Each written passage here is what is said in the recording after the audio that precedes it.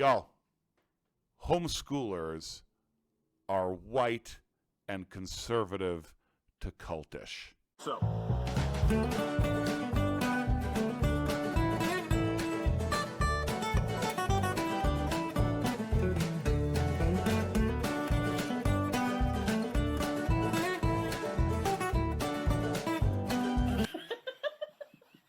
Wired Magazine has a story out entitled, "They Rage Quit the School System and They're Not Going Back." It's about homeschoolers. It's about new homeschooling families in this COVID and post-COVID era, except it's not. Here's the subtitle. The pandemic created a new, more diverse, more connected crop of homeschoolers. They could help shape what learning looks like for everyone. That's what the story is really about. This story is about race, and it's obnoxious. Pia Seres, a Filipina-American woman who on Twitter about this story said that it was about families.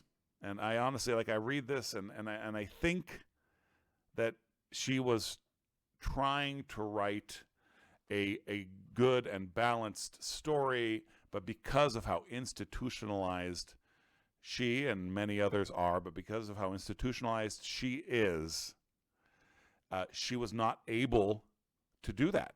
The critical race theory and the institutionalization in education just came through in a big way in this story.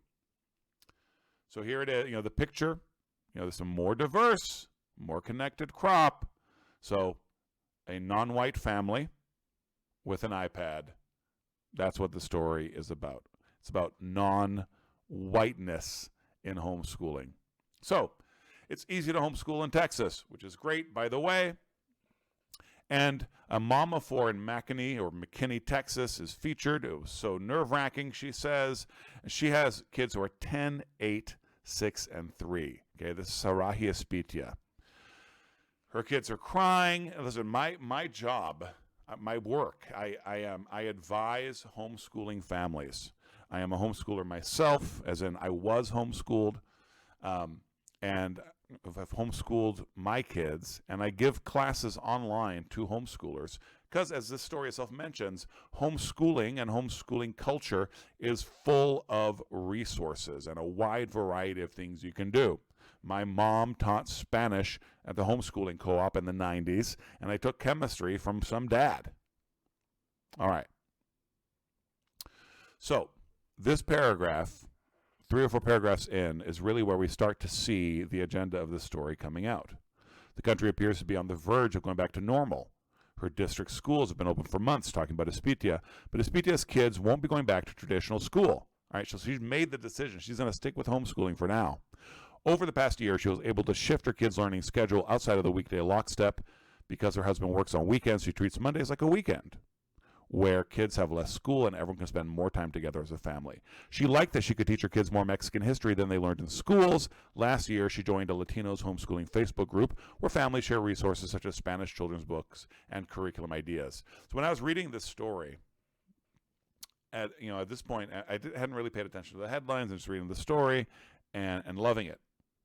I myself, as a racially ambiguous homeschooler, and as one who talks to families from all sorts of backgrounds, I'm all about this. Let's get some Spanish children's books. I check them out from the library for my kids. Okay, join a Latino homeschooling Facebook group. If you live in Philadelphia, join some Philadelphia platforms. If you're Mexican, join some Mexican thing, right? Let's just get support, and let's get support for people from similar backgrounds. I'm all about that. I don't want things to be homogenized. But what I don't want is homeschooling and homeschooling pioneers being slandered the way this story slanders them. So the idea of this, of this diversity and of this non-whiteness is introduced. And then some amazing statistics about, so from an uptick to just a flood, a landslide of homeschooling. By fall of 2020, 11.1% of school kids were being homeschooled. Now, how long that'll last, how permanent that is, who knows.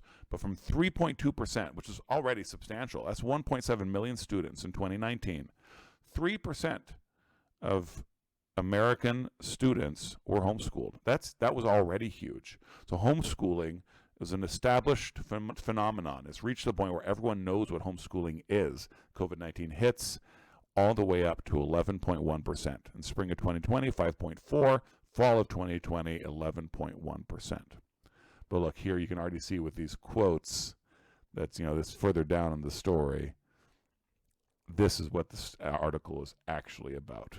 I like the idea of presenting material to my kids that's not necessarily the colonized experience.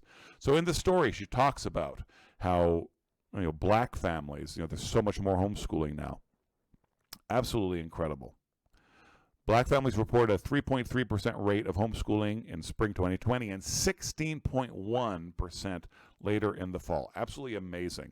But this paragraph here, from a woman who actually has some really great quotes in this story, interesting person, great things to say about privilege and resources. But COVID-19 was a publicist for homeschooling, says Khadija Ali Coleman, a longtime homeschooling parent and a researcher who studies African-American homeschool students. In April 2020, Ali Coleman and researcher Cheryl Field Smith co-founded the Black Family Homeschool Educators and Scholars Network to connect researchers and the handful of black homeschool families they had met through their research. Handful. Okay. But what began as a small Facebook group climbed over 1,000 members, including many families new to homeschooling. A little higher up here, it says that 84% of homeschool families in 2012 were white. When I saw that stat, I know you're supposed to be shocked. Whoa, 84% white, that's crazy. Okay. It was actually way lower than I thought it would be. Okay. But remember, 3% of just our students in the United States was already over 1.5 million students. There are lots and lots of homeschoolers of every stripe, and there have been for a long time. And what this paragraph here suggests, doesn't say, but suggests, is that something new is being done here. I think it's great that they start a Facebook group. Small Facebook group climbed over 1,000 members. Woo! Oh, wow. Nothing new is being done here. Okay? She studies African-American homeschooling because it's already a thing. Is it a minority thing? Is it, does it have complexities that white homeschooling doesn't? Yeah, absolutely. Does it have difficulties and challenges? Yes. It's already a thing, though. Come on now. So, families shared a number of forces that drove them away from public and private schools. Okay? I love that. But it's interesting here. So, other BFHES families pulled their children from schools after they overheard how teachers spoke to their children, admonishing students who didn't maintain eye contact or keep cameras on. Listen, I insist, I give online classes to homeschoolers. I insist that they keep their cameras on. And in fact, that's policy in the company I work through, because we want to maintain the human element. So there's some distracting things in here. But what's really coming out, and the important point being made here, is that government schools dehumanize your children. They institutionalize your children. And teachers have been treating parents with disrespect for years. Teachers are the experts. Teachers are the ones who know how to educate and raise your children. And make no mistake, educating and raising are the same thing. Parents are the ones who aren't aware of that. The professionals are well aware of it. That's why schools are very willing to tell you when you're feeding your kid the wrong way, because they're the experts. All right. So it continues on talking about different diverse families, and then it gets to someone with an Eastern European last name. I think it's Eastern European. So here there's this Filipina woman teaching Tagalog, and she likes the idea of presenting material to her kids as not necessarily the colonized experience. Okay, so these are people using OutSchool and a lot of the secular stuff. Okay, that's fine, but the colonized experience. So this woman wants a particular thing for her kids' education, and homeschooling makes her able to do that. Now, what's going to happen here is that the author of the story, Pia Ceres, is going to start making this colonized experience a feature of homeschooling, not of the government schools, which is really where it's coming from. Homeschooling is families doing whatever the heck they want to do and taking responsibility for themselves. But so she brings up this Eastern European family. I say that someone with an Eastern European last name, Evie Colasi. Okay, she's in Berkeley, California, so that's already a high-end zip code, and she is starting a little school, right? A little micro school, and she wants to be able to eventually afford to, have a little. It's basically a co-op, but a micro school, and be able to join enough resources to hire a Mandarin instructor, et cetera, et cetera. So, although this is, this plays into the whole tech savvy thing. It's not an Anglo name, right? They're studying Japanese artwork, et cetera. So, okay. So we're not going into that typical sort of homeschooling that she wants us to think of, which she describes in this story as white and conservative to cultish. White and conservative to cultish. Absolutely insane. So the reason she does this is that it's important for her to establish that homeschooling is something that is going to undermine the government schools, right? So here we are. If COVID-19 was the publicist for homeschooling, then the internet is the connecting force that binds longtime homeschoolers and the new crop of wired-inspired parents. So there's longtime homeschoolers, wired-inspired parents. Homeschoolers are wired and inspired, the longtime ones. What do you think we've been doing this whole time? If a family is homeschooling just in the backyard and in a library and they're not plugged in, that's because that's the lifestyle that they want. Most homeschoolers are fully integrated, fully online, using all these platforms, using all these resources. This story itself talked about how many resources homeschoolers have. There's nothing like more hip and plugged in happening. We are plugged in. If the stereotype of homeschoolers is white, reclusive, and conservative to cultish, the online communities that grew over the course of the pandemic constitute a far more diverse modern rebuttal. This is what the story is about. It's not about a rebuttal to government schools. What the story is about is actually opposing establishment homeschooling, right? As if that were a thing. As if there were some monolithic culture. There are a lot of homeschoolers who quite annoy me. So what? I think a lot of the families in the story would annoy me. So what? That's the whole point of homeschooling. We get to do different things. We, our families, are in charge of our own destiny, of raising our own children. But white, reclusive, and conservative to cultish. 84% of families of homeschooling being white, however many years ago that was. Listen, blacks make up less than 15% of the population. I think it's closer to 10 now. Okay.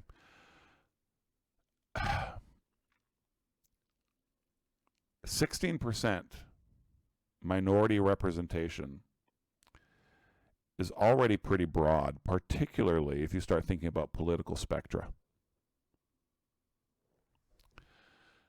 As a Latino homeschooler myself, I very much object to this. And particularly the conservative to cultish. To make her point, conservative was enough, but she definitely wanted that rhetorical flourish, right?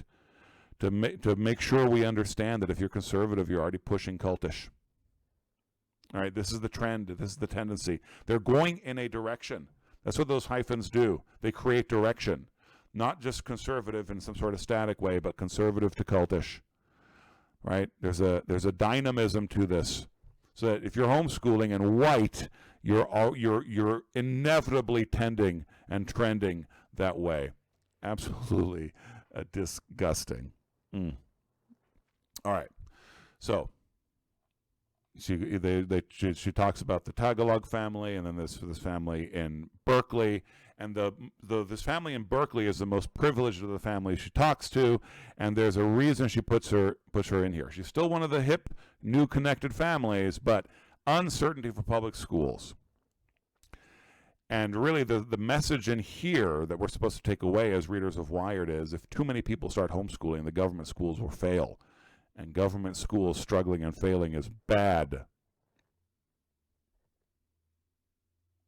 Is it, though? Parents are being disrespected. Children are being disrespected, not cared for, dehumanized. So here's the end of the story.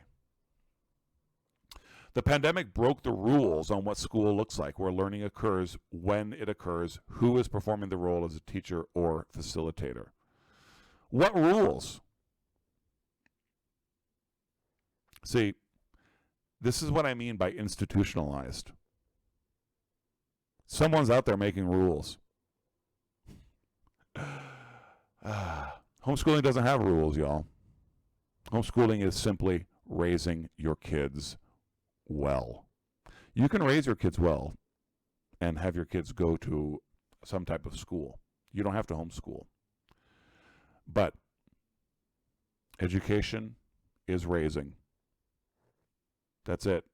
No rules as to what school has to look like. Sarahia Spitia, the Texas parent, is excited to continue homeschooling next year. Praise God, that's wonderful. Much success to her. Her decision to homeschool gave a sense of freedom in a year when everything seemed out of control, when parents and caregivers felt pressured to somehow make ends meet and keep their kids safe while the world was falling apart around them. She's glad that the pandemic presented her an opportunity that she might never have taken otherwise. And she's planning on continuing homeschooling. It makes me feel proud of myself. It makes me feel like I did something right. You did do something right.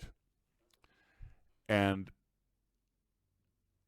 you know, you guys know, those of you who watch this channel, that I'm passionate about Christian classical education in Brazil, about homeschooling in Brazil. Those of you who have followed me online for years, you know, classical conversations exploding in Brazil, exploding in Russia, exploding in China.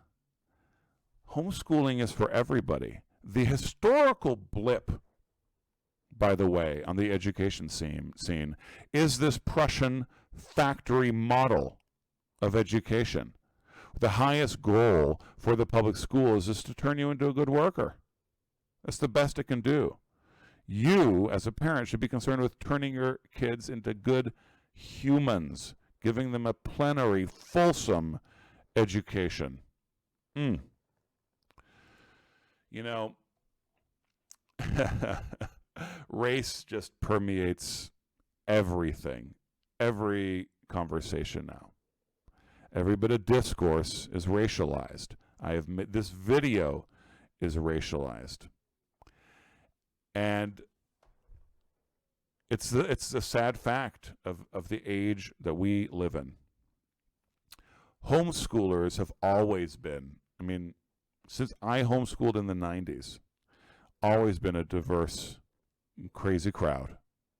All sorts of different experiences. My first year homeschooling, I lived in Berkeley. And the co-op that I was a part of, we would go skating, we would do field trips. The co-op I was a part of was half Christians and half hippies. None of the hippie kids could read. Doesn't matter. It's a crazy old world out there. And homeschoolers are wild. And homeschoolers are diverse. And homeschoolers are plugged in. Stop the lies. Meanwhile, welcome to all the new families. The peace of Christ be upon you. Aí sim é um homem de verdade, não é esses troços do grupo não, essas carcaças velhas, uol, fim de carreira. Cadê você, profeta, autarquia? Hein? Pedrada no inferno, fala comigo aí, matador de demônio.